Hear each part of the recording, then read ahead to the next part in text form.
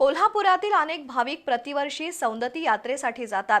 यावर्षीही यात्रेसाठी खासगी वाहनांसह एसटीनं मोठ्या संख्येनं भाविक रवाना झाले।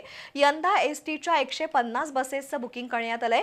1 ते 3 डिसेंबर या कालावधीत होणाऱ्या यात्रेसाठी आज वाजत गाजत हलगीच्या निनादात भाविक अमाप उत्साहात सौंदतीकडे रवाना झाले। बुधवारी यात्रेचा मुख्य दिवस असल्यानं त्यानिमित्त महाअभिषेक, परडी पूजन, पालखी सोहळा असे कार्यक्रम होतील।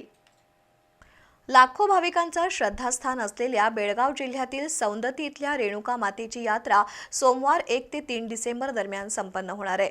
यात्रेसाठी एसटी महामंडळाच्या 150 गाड्यांचं बुकिंग झालंय।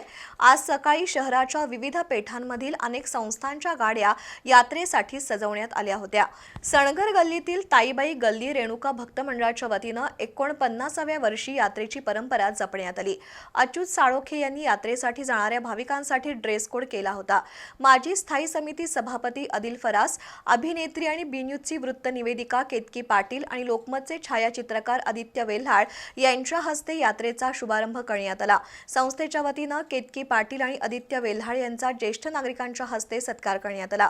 त्यानंतर 4 वर्षाच्या बालिकेपासून 80 वर्षाच्या आजीबाईंनी हलगीच्या ठेक्यावर अस्सल कोल्हापुरी लेझिम खेळाचा आनंद लुटला।